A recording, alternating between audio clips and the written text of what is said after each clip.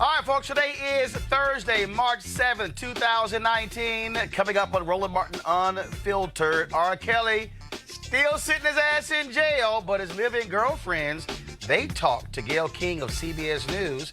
We'll play you a portion of that interview. Rare justice. The former cop who killed a black man, Cory Jones, in Florida, convicted of manslaughter and attempted murder. We'll talk to the attorney for the family of Cory Jones, Ben Crump, live. Congressman Elijah Cummings' Oversight Committee investigates voter suppression in Georgia. Also, Senator Cory Booker introduced a sweeping new criminal justice reform act that will reduce sentences, eliminate the disparity between crack and powder cocaine sentences, and let all formerly incarcerated people vote nationwide. Also legalizes marijuana. What do we call this? The Second Step Act? And the resolution condemning all bigotry, but not just anti-Semitism, passes the House, but some Democrats still are not happy. And Trump's new campaign message is, I will protect you. Y'all know he's talking to white folks.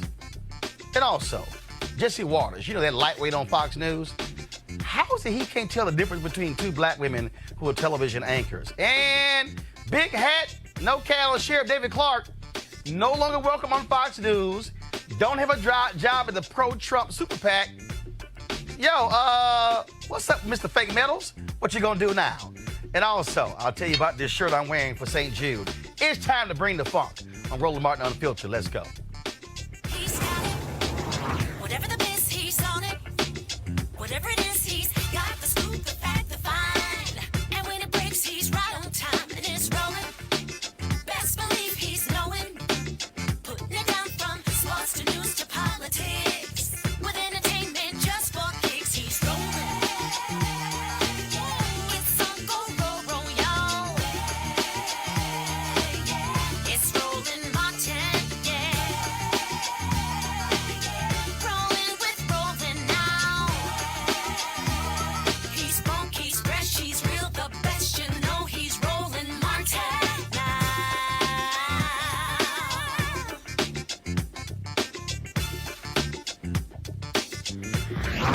Martin.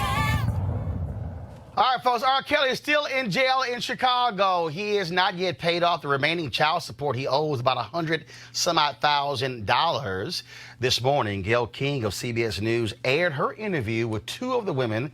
Remember, the family members have been fighting to see them. They have not talked to them in quite a very long time. Joycelyn Savage, she's 23. Asriel Clary, she's 21. Both of them live with R. Kelly. Of course, he is 52 years old now.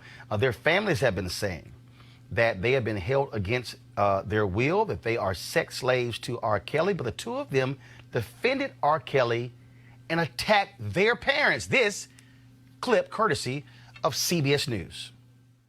This is the first time hearing, to be honest with you, that your parents are trying to get money from R. Kelly. Okay. Because your father told a very different story to me last night. Yeah, he's the manipulative. He's very manipulative, so he's the one you need to watch out for. But my dad and my mom, they started to send threats to both me and him. They said, oh, I'll put all your naked pictures all over the world. I'm going to ruin you. I'm going to ruin him. If he doesn't send $20,000 to this bank account by Monday, oh, I'm going to put everything out there and then $10,000 after that. You're trying to solicit me like I'm some hoe. I'm not. I'm your child. Exactly. Yeah, you sound very angry with your parents. You sound very angry and very pained. Tell me, Asriel, why you're crying. Tell me. I'm crying because you guys don't know the truth. You guys believe in some facade that our parents are saying. This is all lies for money. And if you can't see that, you're ignorant and you're stupid as because you want to be.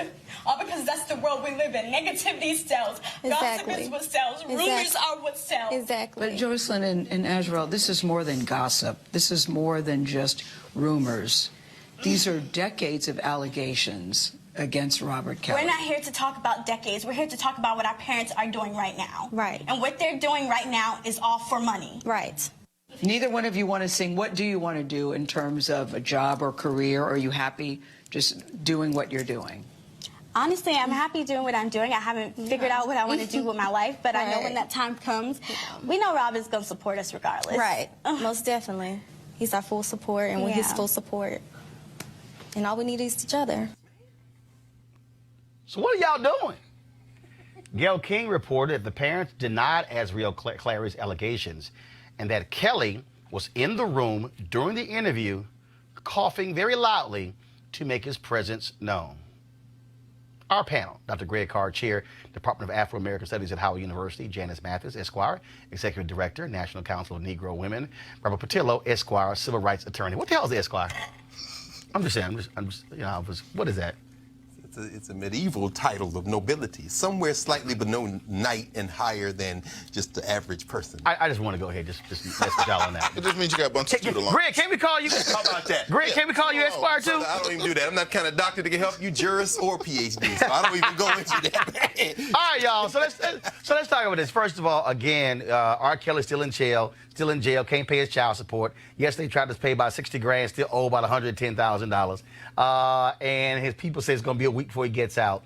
But this story also is interesting. The fact that here you have these two women, and we saw the documentary Surviving R. Kelly, where the parents talked about how painful it's been for them. One of the parents talked about being in court last week and how literally standing right next to his daughter, she would not even look at him. That she wouldn't even glance at him. He said it was as if she was in a trance. I don't care. You hear their allegations, which I need to see some proof saying the parents trying to get. But it has to be difficult if you are a parent and you can't even see your child. I don't care who you are. I mean, in the words of the sexual harasser in chief, the President of the United States, when you're a star, they let you do it. This is about celebrity. This is about and it's also fame. about unequal power. You got women who are not even half the age of R. Kelly. He's old enough to be their father. And he's wealthy, and he's rich, and he's influential in some circles. And so there's a vast inequity in their bargaining power. They can't see through what he's saying to them. They look at him as some kind of hero. And their parents, what do kids want to do always is rebel against their parents. The fact that their parents don't like him is enough for them to stay with him. But Jocelyn said, I mean, you know, I'll take the word lies out, but this is all for money. In other words, we're living in a society where I could absolutely believe that the parents would say that, and I could absolutely believe that those young people were in there, as you said, in that unequal power relationship, seeking power, seeking celebrity. My thing is, you know, R. Kelly is someone who is now become representative of a number of things. We got mental health issues in the black community, we got sexual abuse going on in the black community and violence, but it's in an ecosystem of celebrity when the President of the United States can be caught bragging about this kind of behavior on TV. And when he says about his own daughter that if she was of age, I would be dating her, we then turn into this spectacle day after day, this circus, and it becomes about black pathology. This is a circus. And the thing here, Patillo, for me is very simple. First of all, these women are of age. So frankly, the moment you become of age, you can do whatever the hell you want to do. The reality is R. Kelly is facing charges that he had sex with underage girls. Yeah. One of the people who they have based the charges on participated in the Surviving R. Kelly documentary, who went to his first trial to support him, and he slipped her his number at the trial. And then when he invited her to his house, she told him that she was 16 years old. That's still the issue. We can get caught up in, well, these two women, why they should be doing, why they shouldn't be doing it.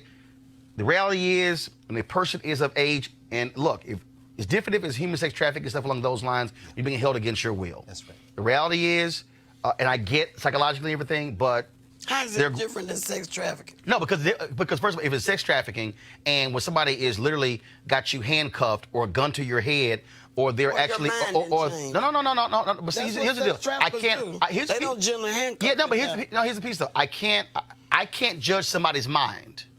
I can't judge There that. are people who can. No, I understand that. But what I'm saying is, if two adults are sitting in a room across from Gayle King, and the people are there, and somebody says, Help me lead this fool. Information to believe that the parents are seeking money. Do you have any information that these girls are saying? No. Here's the deal. I don't have information they're not saying. What I am saying is, what we do know is that he is facing charges that deal with having sex with underage girls. That's really the fundamental issue, and really why they're actually giving an interview. Yeah, absolutely. I think this is probably a very bad idea by their lawyer to allow either the Savage girl or the other young lady or Mr. Kelly to speak to the press. Anytime your client is speaking, he is making things worse for both you on a trial level and for any future defenses which may be available. But from a kind of a macro point of view, when a lot of this stuff was hitting, I was over in Japan, and looking at American news compared to overseas news, you realize why it's hard for us to advance in many political and social issues. Because while the American CNN was reporting about R. Kelly and Jussie Smollett and Robert Kraft, the foreign news was talking about nuclear missiles flying over the Sea of Japan. It was talking about unrest in Venezuela, where you had people being shot on the border because of humanitarian aid. It was talking about unrest in Haiti. Oh, we are a celebrity-driven culture, which is why a reality show host is sitting in the Oval Office. Come on, brother. But I think in this particular situation, I don't follow celebrity culture that much, but getting beyond these interpersonal relationships between adults, let the judicial process work itself out. Allow Mr. Kelly to present his defense. If he's convicted, send him to jail. If not, then allow him to move on with his life. But we have bigger issues. But hold on. But to Janice's point, we do have to deal with the reality that because it is swept under the rug, the issue of human sex trafficking, the issue of grown men sleeping with underage girls is a fundamental issue, because I can take this and go, okay, move it aside, Catholic Church. Come on, brother. I can take Catholic Church and go to the Houston Chronicle expose of the Southern Baptist Convention, literally ignoring 700 or so preachers and ministers who sexually abuse people. I can go to Hollywood. That's right.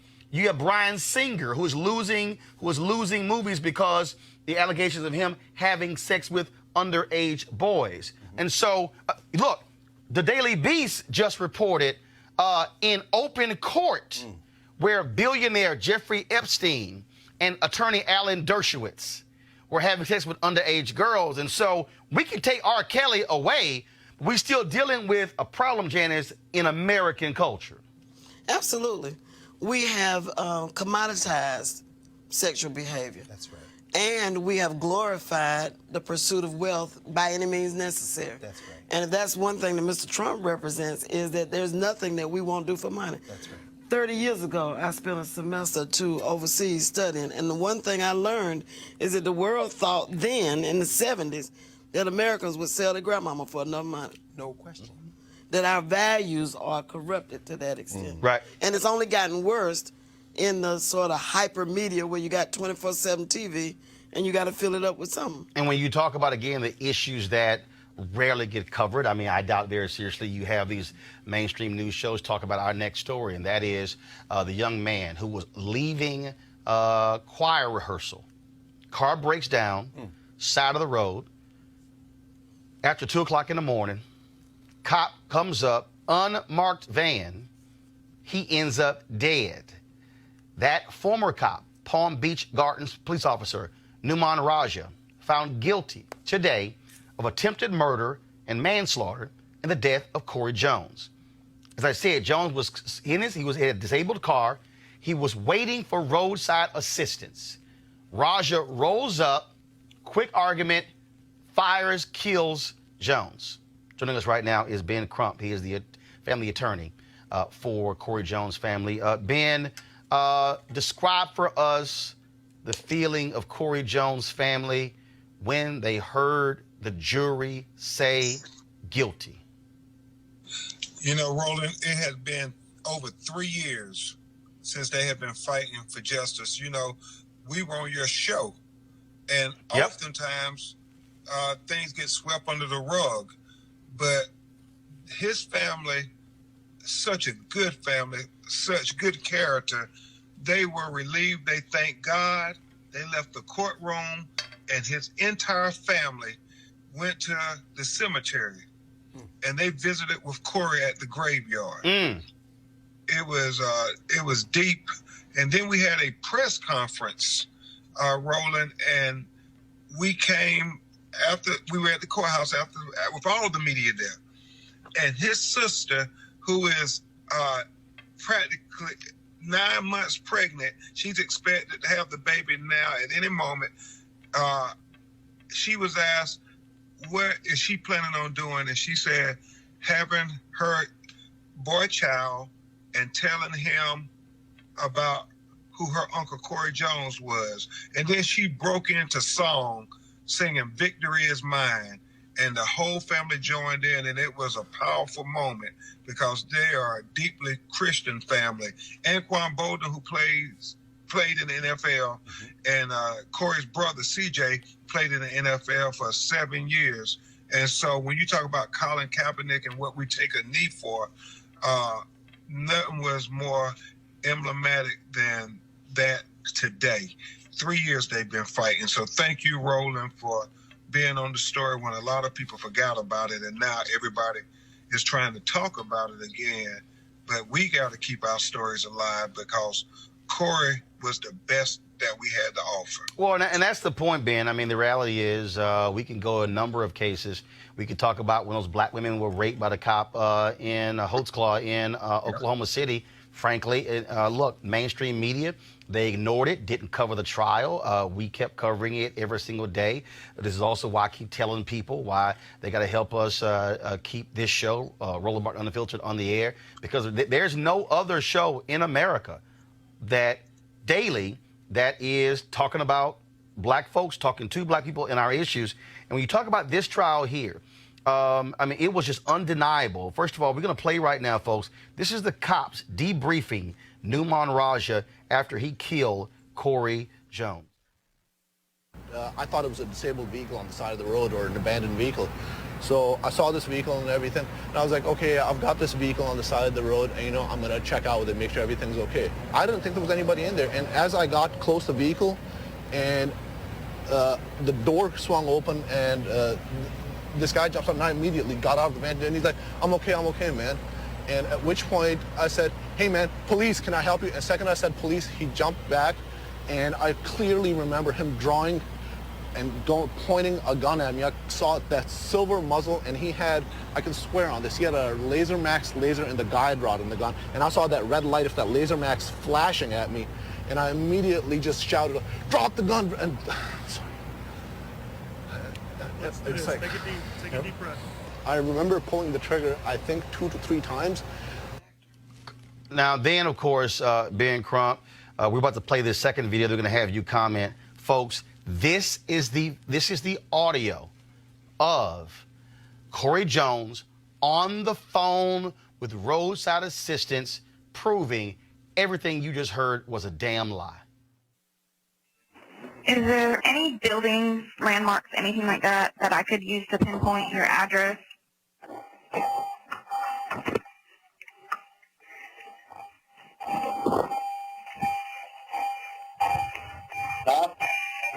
I'm good.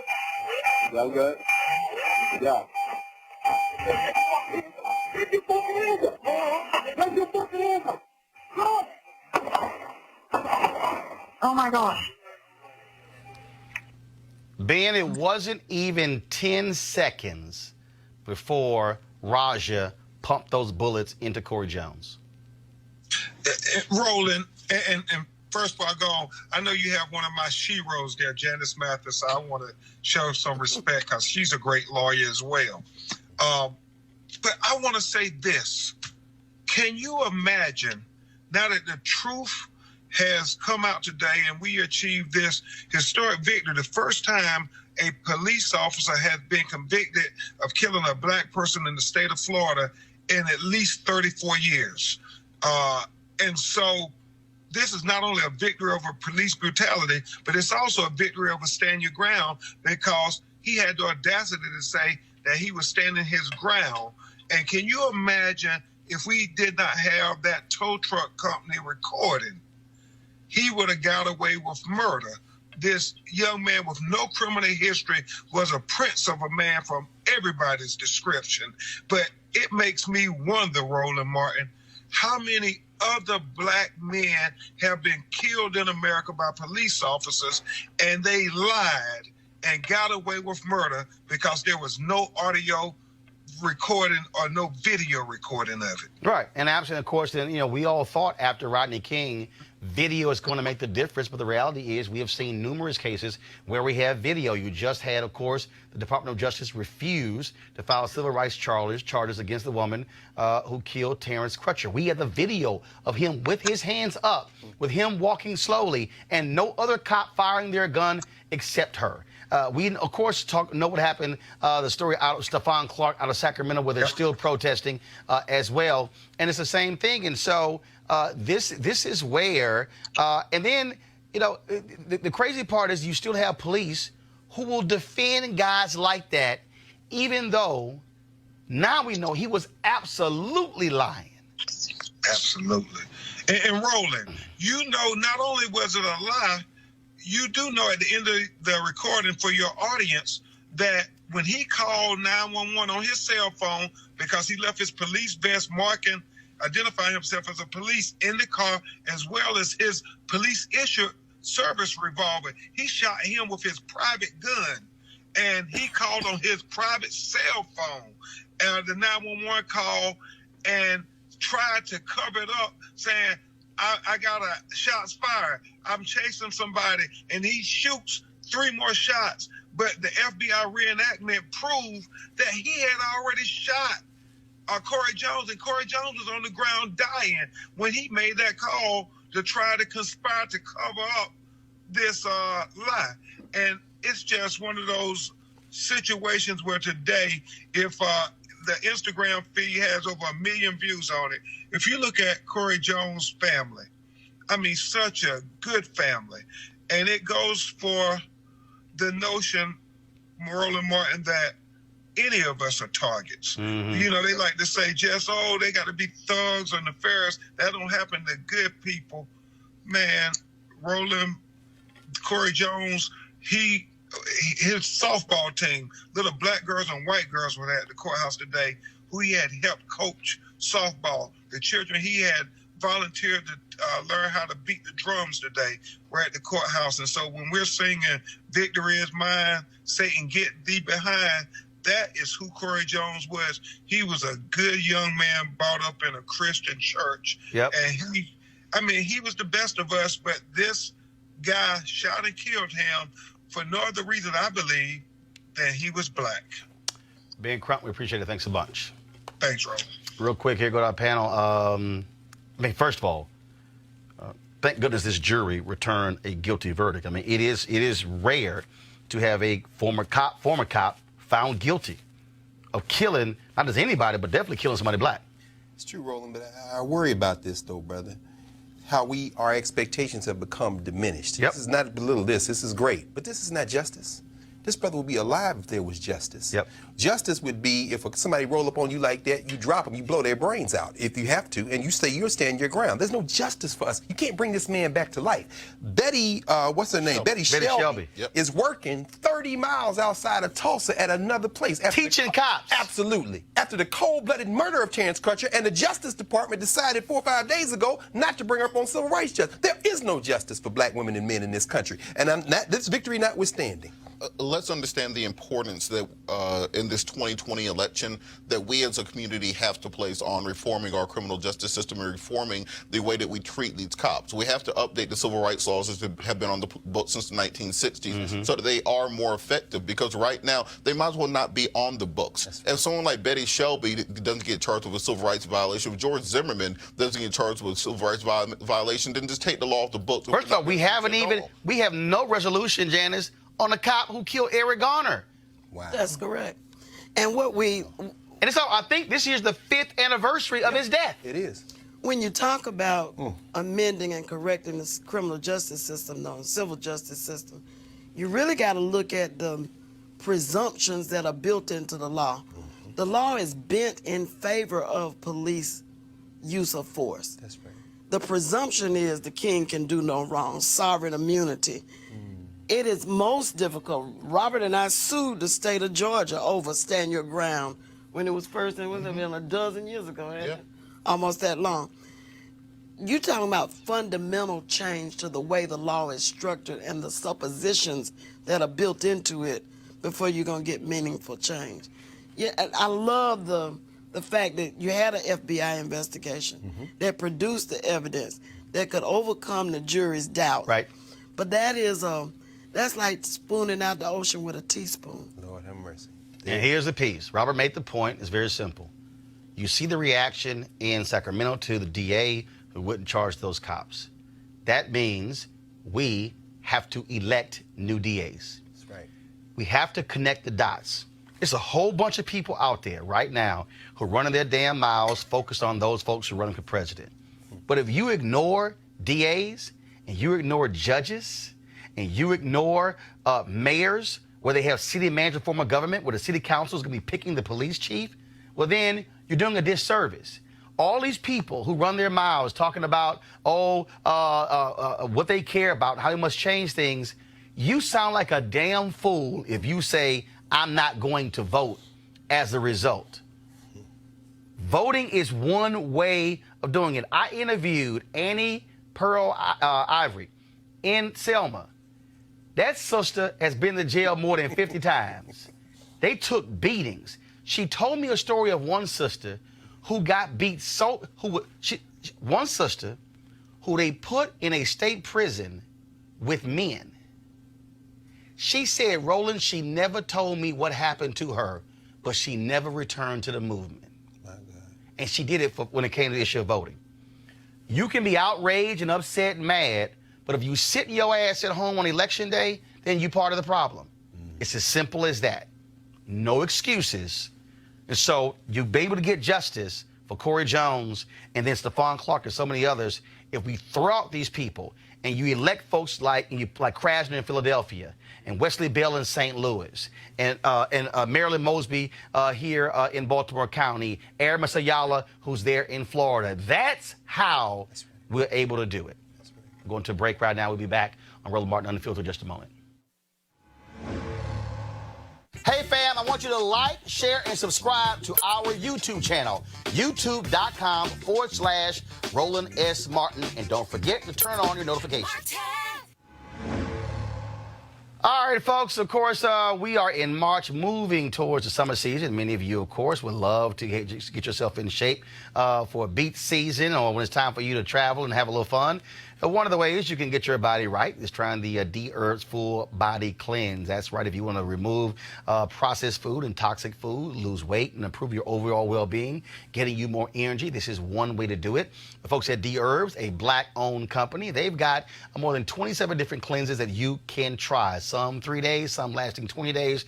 And so you can pick which one suits your taste. Now, if you want to do that, this is what you should do. Go to dherbs.com, dherbs.com, to try one of their full body cleanses to help you get rid of that toxic buildup that's in your body. Again, dherbs.com, or you can call 1-866-4-DHERBS, 1-866-4-DHERBS. Use the promo code Roland when you go to check out.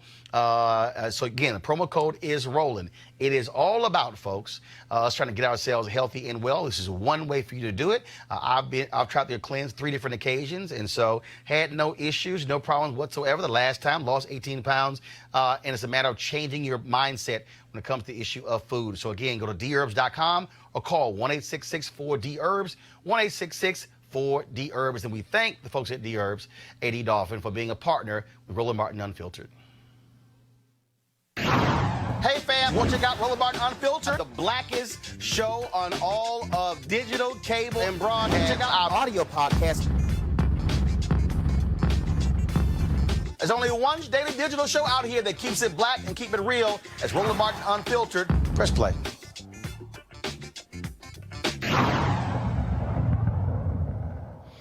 All right, folks. So Senator Cory Booker of New Jersey today introduced the Next Step Act to build on the First Step Act. Key provisions: slash mandatory minimum sentences in half for nonviolent drug offenders. Longest mandatory sentences will be 10 years instead of 20 years. Completely eliminate the discrepancy between crack and powder cocaine sentences. Reinstate voting rights to former felons nationwide. Legalize marijuana nationwide. Expunge criminal records for those charged with marijuana possession. And invest money into communities harmed by drugs. All right, Janice, I'm going to start with you. What do you make of this bill here? Well, I think that marijuana as a business is here to stay. It has medicinal uses. You hear a lot of jokes on the street and among some very upright citizens when marijuana was strictly illegal and we tried to make money off of it, we went to prison. And now that it is being legalized, we ought to be able to share in the profits. I have some reservations about the effect of marijuana use on a regular basis on brains that are still in formation, children. We don't do a very good job of keeping alcohol, cigarettes, or other poisons out of the hands of young people. Cigarette use is up now. Kids are vaping and using tobacco to vape with. And so I think we have to be particularly careful about guarding young folk. But apart from that, hey, it's safer than alcohol. And it's here to stay. Absolutely.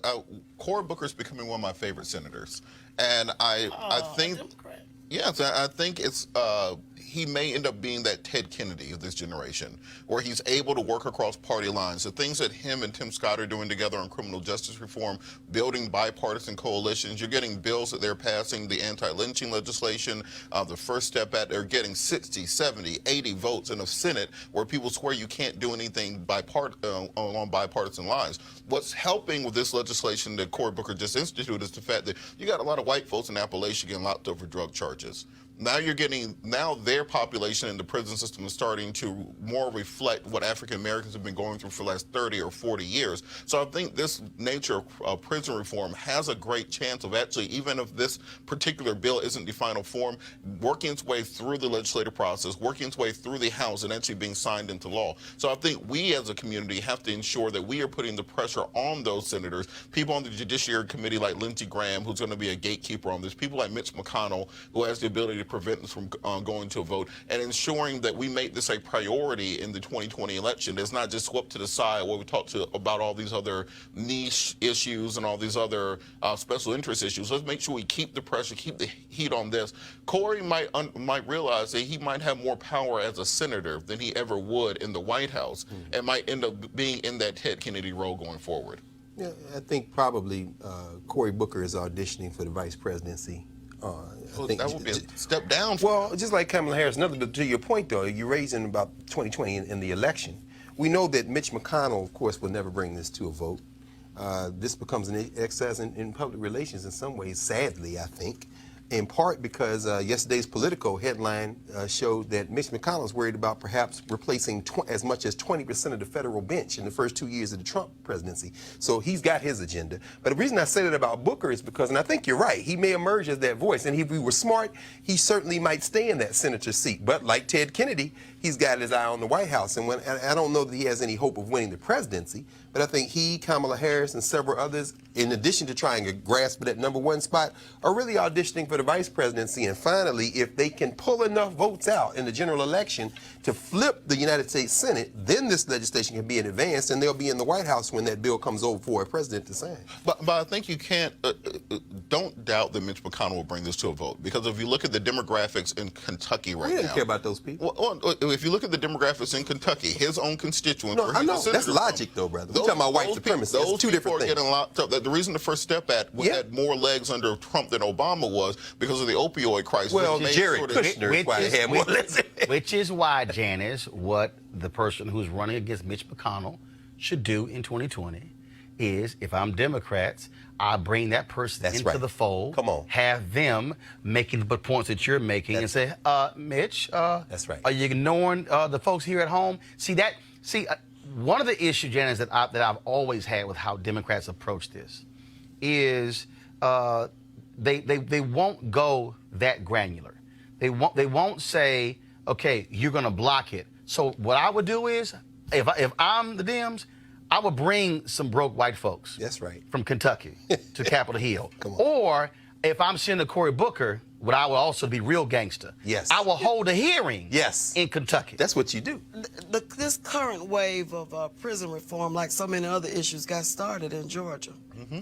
And it got started not because there was any sympathy for black defendants or injustice in the black community, but they would spend $1 billion a year keeping folk locked up, and it just got to be too expensive. Right. Mm-hmm. That kind of practicality is what seems to move politicians like, I think, the whole swath.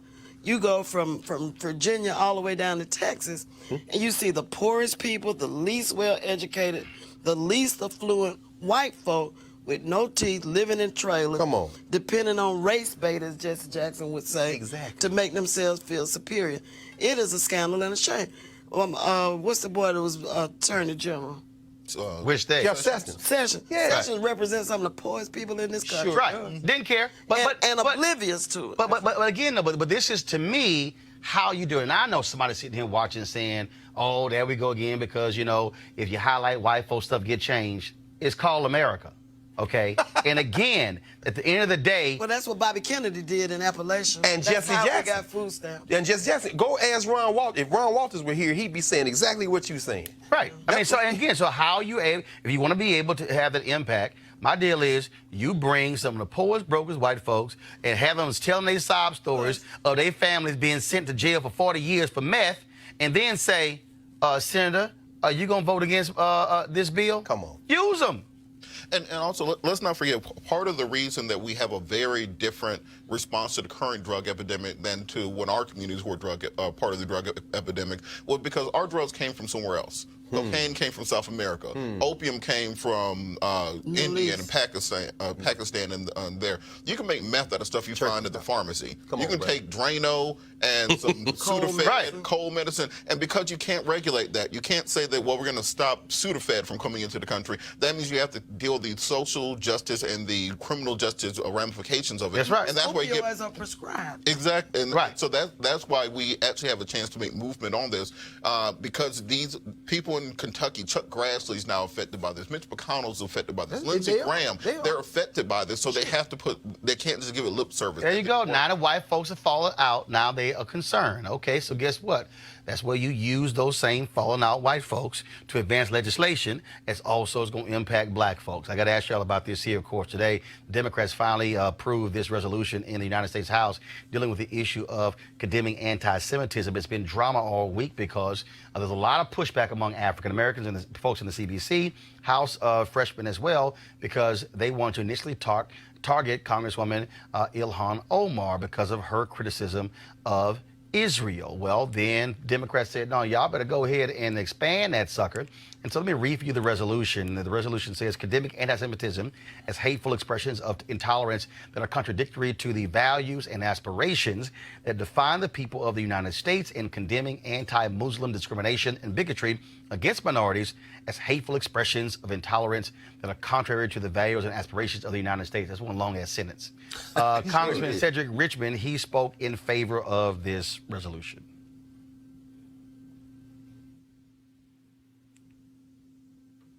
Okay. All right, folks. Now, the resolution did not name Ilhan Omar, but it did cite the dual loyalty anti-Semitic trope, now which condemns all forms of bigotry. Now, again, passed the House today. All Dems voted for it. 26 Republicans voted against. And, of course, Steve King, the white supremacist, who is still in the House, he voted present. Janice, this thing was drama here because you had Democrats who are Jewish who said it needed to be passed. You had some Democrats who also Jewish who were saying, I didn't see what she said as being anti-Semitic. We discussed this in depth a couple of days ago, that really what we're dealing with here is that any time there's any criticism of Israel, somebody is slapped down as saying, you're being anti-Semitic, when her point really was, I have to have loyalty to this country and not a foreign country. What do you make of the drama here with Democrats and what they had to deal with to actually get this passed? I think it's time to coin a new phrase. not anti-Semitic, but anti-Palestinian. Right.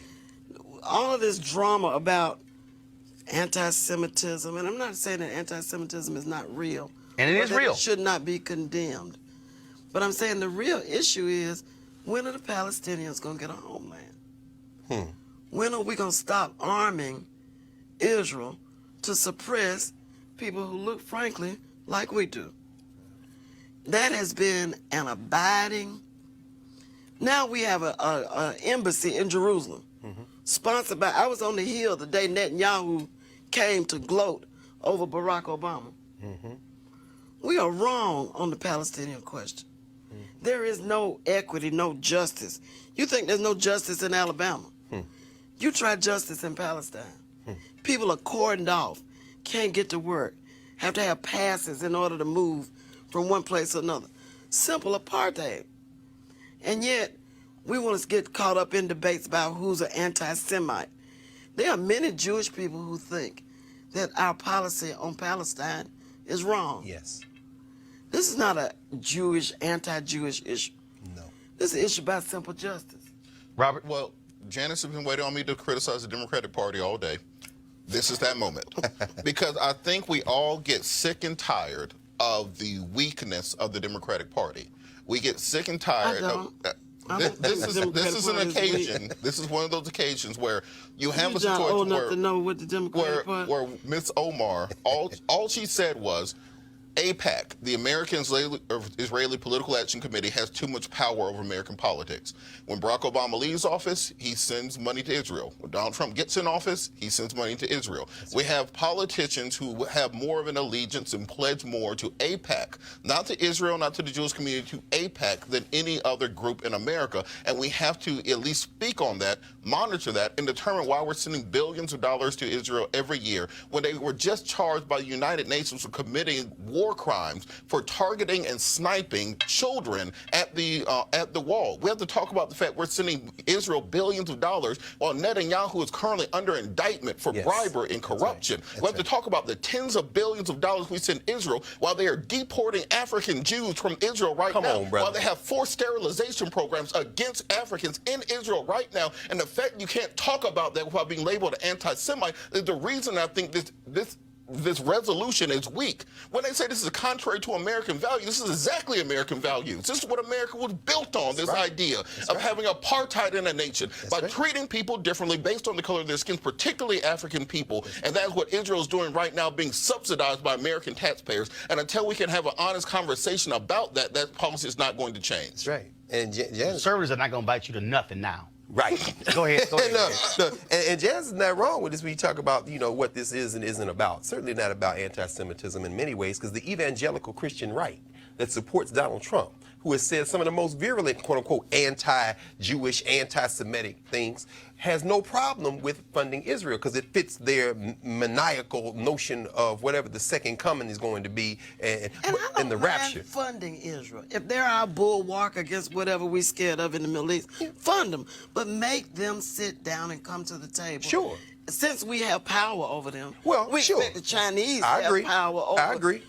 We ought to bring them to the table and make them sit down and come up with a plan. Well, and let's just be honest. Your point about at least get our money's worth. Your point about the Palestinians, the problem is, if I go into a negotiation, so if I went to a negotiation and if I'm negotiating with the three of y'all and I know that two of you are already aligned, that ain't a fair negotiation. Because I'm sitting here going, well, if it's going to take 2 out of the 3 votes and 2 already aligned, hell, I'm going to have a tough time trying to win that vote. That's right. It's hard for us to actually broker peace in the Middle East when people who support Palestinians believe going in, the deck has already been set. It is against them. And that's part of the deal here. That's right. The reason you had Netanyahu, let's put it on the line. I believe Netanyahu did not like Obama because Netanyahu in his mind was saying he Muslim. Oh, no, he's a racist. That's what he was thinking. Of course. And so all this deal, chilly relationship between Israel and Obama, no. Israelis had no issue with Obama. Yeah. You look at the polls, they had no issue. But it was, how dare you even give them any consideration or level of humanity. Right. Well, to Robert's point, though, he's also a racist. The treatment of the black Jews, the Ethiopian Jews in Israel is evidence of the deep-seated racism in Israel. One, as Janet said, that all the Jews did not support. I mean, all the Israelis, rather, don't support. But this is something I want to talk about, this domestic. All the Jews in this country don't support that. Right, that's right. But But what I find interesting, look at these women who have come into Congress. This in this freshman class. You got Lauren Underwood out of Illinois. You have Johanna Hayes, Teacher of the Year in Connecticut, now out of Connecticut. They're approaching this in a kind of a different kind of way. And they ain't scared. No, they're not. No, but this is what I'm saying. I believe these sisters are coordinating in a lot of ways because you have on the other side. Oh, they are. AOC, Afro-Latina, I call her, out of New York. And then you have the two Muslims, to your point. Rashida Tlaib out of John Conyers seat in Michigan, and this young Somali sister out of Minnesota. Right. When they come for them, what they don't understand Precisely. is there's one way to understand this. This resolution today could be read as a victory. Before those sisters came into Congress with this new wave, they wouldn't even brought this conversation up. They have moved the needle. And what happened was the Dems thought we were going to move on this. Right. Because the Democrats' deal is, okay, let's take this criticism away from the Republicans. We're going to move on. They were like, oh, no, hold up. Because this is also where, for the folks who are critical, the power of the Congressional Black Caucus. No question. By having 55 members, the largest caucus, you can't do jack without the CBC. And when Nancy Pelosi put this in, according to Politico, Johanna Hayes stood up and said, I'm not voting on something I haven't even read. That's right. Then they had to deal with the other CBC members and Ayanna Pressley from Massachusetts. Yes. And all of a sudden, it was so much hell in the room from black folks, Nancy Hale actually walked out of the room. But again, though. And think about what Nancy's problem is. Nancy's got a very fractious party that she's trying to hold together. Yep. She got 3 or 4 different factions of that party. Right. She's trying to get them to 2020 without them cannibalizing each other. But the CBC point is important because guess who's got to keep them in line? Hakeem Jeffries. The black folks are sticking together. Let's also not forget that Netanyahu has been in power in Israel on and off for about 25 years. That's true. Longer than Putin has been in power on and off in Russia. Netanyahu's been in power. We either address this or we don't, but we cannot continue just to kowtow to foreign governments. All right, y'all. I saw there was an article today in Atlanta.com by Ron Brownstein called Trump Settles on His Reelection Message. This is what he said: I'll protect you is the new I alone can fix it. His basic point is that his base is under siege from Democrats, liberals, elite, city people, college graduates, women. Base really means white people, older white people, white evangelicals, white men. So when you talk about who is he protecting them from, we know exactly what he is saying. What do y'all make of, I'm going to protect y'all from them? There's a deeply anti-majoritarian strain in that message. I'm going to protect you from the majority of Americans. Yeah. I'm going to protect you from your fellow Americans who make up what we used to say was how you make policy, was having a majority of the people on your side. Well, I like it. I like it. You like it? I do. I like it a lot. I like it because it's going to push us one step closer to finally finding out whether this experiment is going to work or not. This man has dropped all pretenses. He's dropped his mask, and now we're going to have to decide. And those poor white people that you all named off country by country, they're going to have to choose your race or your life. Because that's what it's going to come to. White women. They don't choose whiteness. Oh, I agree. No. But this is many also. of them will. Yeah. Trump won 53% of white women. You're right. The question, Robert, is will those white women choose their whiteness, again electing him? That's right. Donald Trump will get 60+% of the white female vote this election. You think he's going to get more? Guaranteed. Because you think he's going to get 7% more? Wow. At least 7% more. The reason is he has been crafting this message through policy since he walked in the door. He has. The Muslim ban was about this. The build the wall by any means necessary was about this. The Stephen Miller being in the White House is about this. Absolutely. The assaults on life that you're seeing in New York and Virginia, he's going to use that as part of his campaign messaging. This is what he's running on. This goes back to the 1968. Nixon. This goes and back. his 72 re-election. Yeah, Kevin Phillips. 72, the re-election. Right. This goes to Reagan and 80 and 84. There's this idea of the nation being overran by foreigners and others, protecting white womanhood. You can take this back to Jess Johnson. Birth of that the is nation, what this is boy. about. That's right. And this is why he's going to get 60+% of the white female vote, which is why Democrats have to have a message, which is just assuming, regardless of what they tell you, they'll wear their I'm with her shirt while they go vote for Trump. So regardless of what they say to you what they do at the rally, what they look at, have a backup plan in case they don't show up. So, Janice, how do Democrats counter that? What do they say to those white women? Well, one of the things that I don't know what you say to white women. Other than follow me. Exactly. That's what you should say. You know, Miss Daisy sat in the back seat. She never sat in the front. No. And she told everybody which way to go. It's time for black women to sit in the back seat and tell everybody which way to go, because we the only folk that didn't get fooled by Donald Trump. But now what I think we do is there's some hashtag we tried to tell you. Go ahead. Experiments going on with lowering the voting age. Diana Presley. You can get married at 16. You can have sex at 16 without permission from your parents. You can get a job at 16. You can get a driver's license at 16. You can drop out of school at 16. You ought to be able to vote at 16. That would temporarily solve our demographic problem. But you see what McConnell did, and they asked him, why won't you put this House bill on it? Oh, no, because I get to choose. The back of Mitch McConnell, the political back of Mitch McConnell, must be broken before any of this. And the place to do it is in Kentucky. I agree. There you go. With that strategy Roland said. That's all right, folks. An unidentified young black girl body was found in a duffel bag in Hacienda Heights, a suburb in Los Angeles County yesterday. This is a photo of her. LA County Sheriff Department believes that she was left there at some point Sunday evening.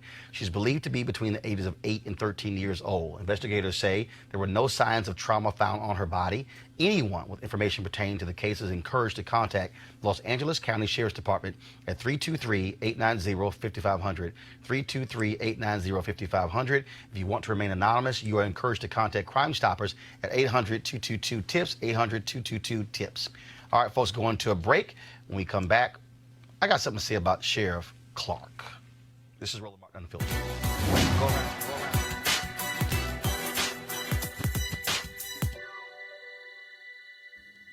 Love is like a virus. It can happen to anybody at any time. Novelist and poet Maya Angelou.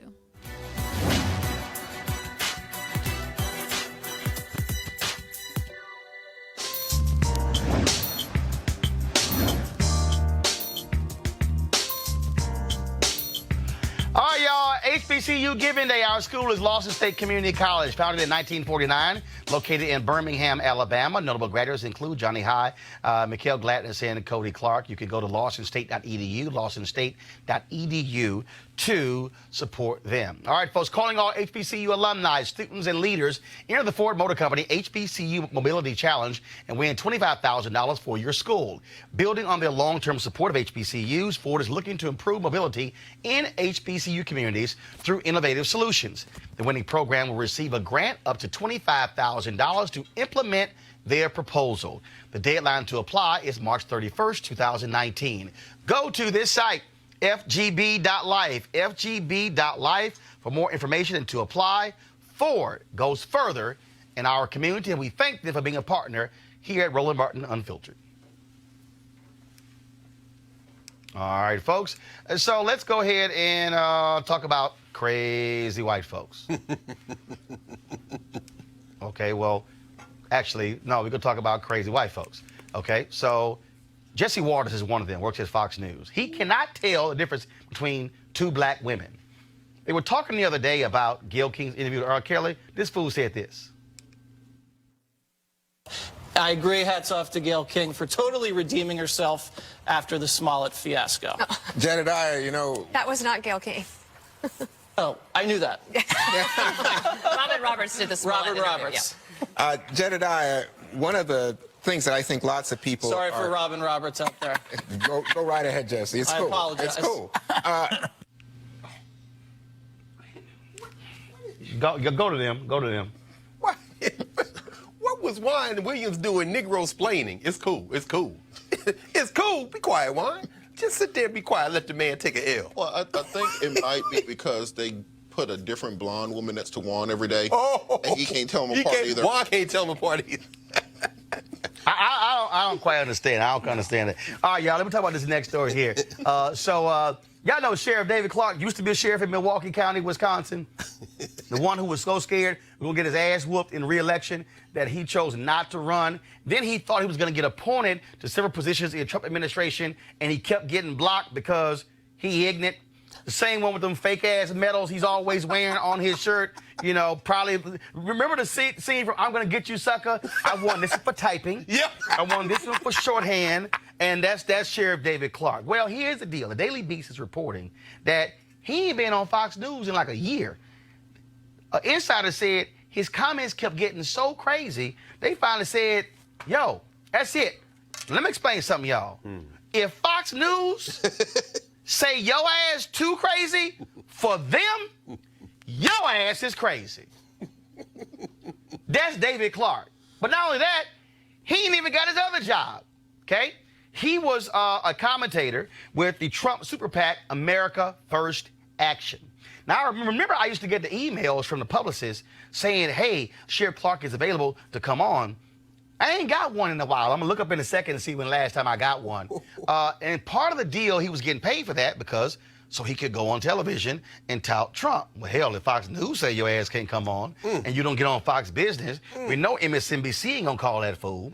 CNN might call him. But the reality is he ain't getting booked. Now, also, tried to invite him here, but then he got scared. He didn't want to come. Then a little punk ass blocked me on Twitter. But that's what was expected. But I mean, remember what you did to him that time on TV1? I'm just when saying. he was in the other studio. I'm just saying. Oh, Clark is here. Tell him to come down here. Bring his ass. That was Come on. so. I think that he had enough that day, man. He didn't want that smoke after that. Come on, Sheriff Clark. Come on. You see that picture right here? Your ass all hat, no cattle. That's what it is. See, Robert, he don't really want to debate. See, he like Candace Clark. He ain't really trying to come talk to black people. He really wants to be a black person talking to white people about black people, but they don't want to come talk to black people. Well, I think this is a perfect example of what I call the sizzle nature of political commentary now, which is that instead of having people who are competent, educated, experienced political strategist or analyst on, they'll find somebody they met off YouTube. Like, oh, that person has 2 million views on YouTube, so they clearly can come talk about politics. You look it up, they have like an associate's degree in art or something, and that's your political commentators. Now, we have to get back to having fact-based discussions, less based on sizzle and headlines, not based on getting social media views or going viral, but really deeply discussing issues in the African-American community and in America at large, where we can have a productive dialogue.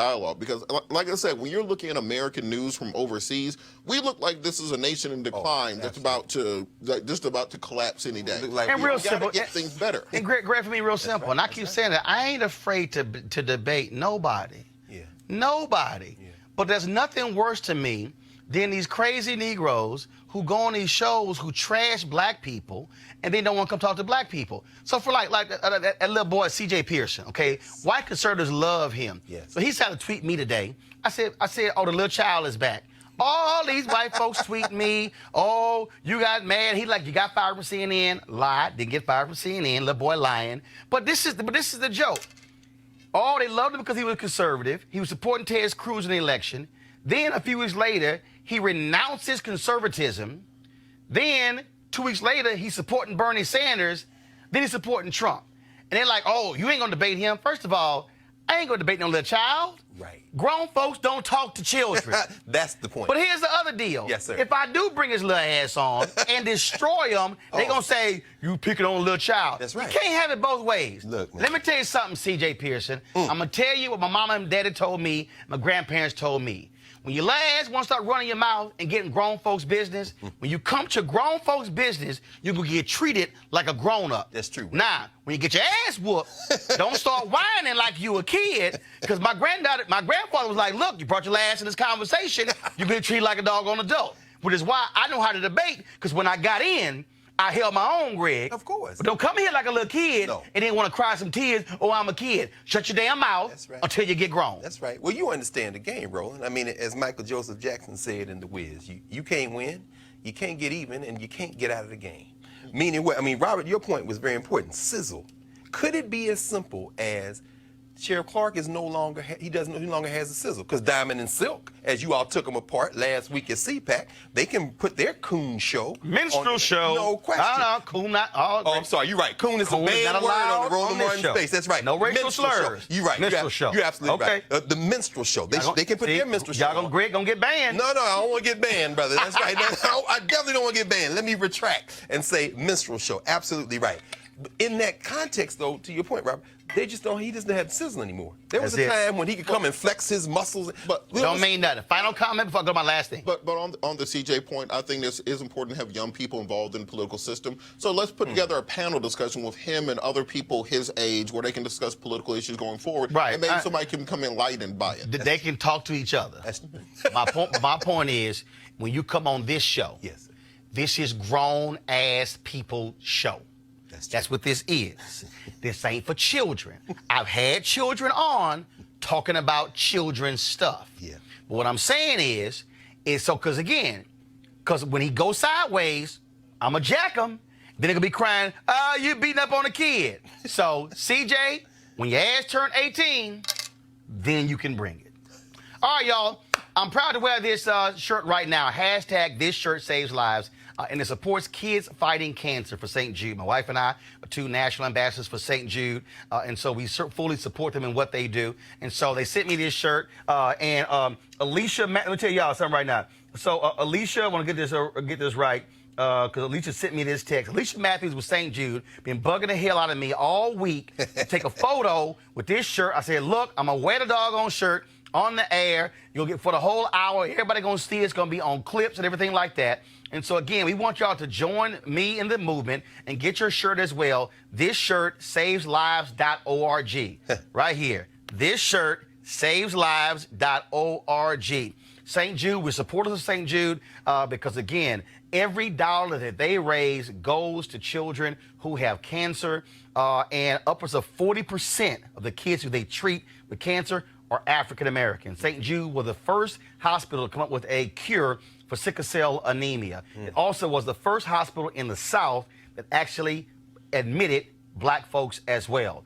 So they're located in Memphis. They do a great job. We've been huge supporters of them. Last year, we thank all of you. We had a matching program on Facebook when I played in their FedEx St. Jude Golf Classic. We raised more money than any other celebrity who was playing in the golf tournament. We exceeded $20,000. That was also matched by the folks at Facebook. And so, again, we want y'all to support this as well. And so, again, the hashtag is This Shirt Saves Lives. So this is the shirt right here. So go to the website, thisshirtsavelives.org. And so thank you to Alicia. I told you I was going to wear it. Here you go. And all the folks at St. Jude, and to all those parents of kids with cancer at St. Jude's, look, we're praying for you, and we appreciate this hospital.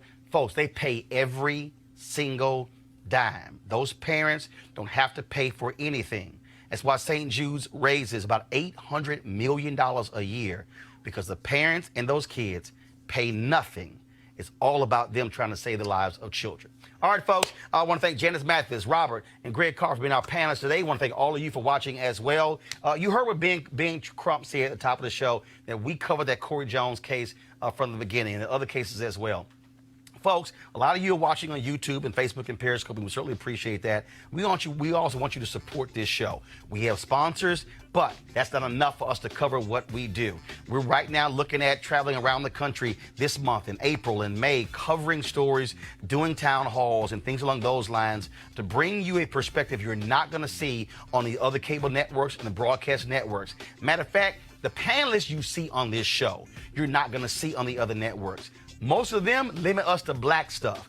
We talk about many issues, how it pertains to black folks. That's a difference. So I want you to go to RolandMartinUnfiltered.com, join our Bring the Funk fan club to participate. You can also look at all our previous interviews and one-on-one interviews and previous shows on our YouTube channel. We want you also to subscribe to it. We launched this show in September with 170,000 YouTube subscribers. 6 months later, folks, we have 280,000. Not that many shows out there that have had that kind of growth in 6 months. And so go to RolandMartinUnfiltered.com or join our Bring the Funk fan club. Every dollar, $5, $10, $50, $100, $500, $1,000. We have one donor who gave us $10,000. This is all about us telling our story unapologetically and us controlling the narrative. I'll see you guys tomorrow. Holla!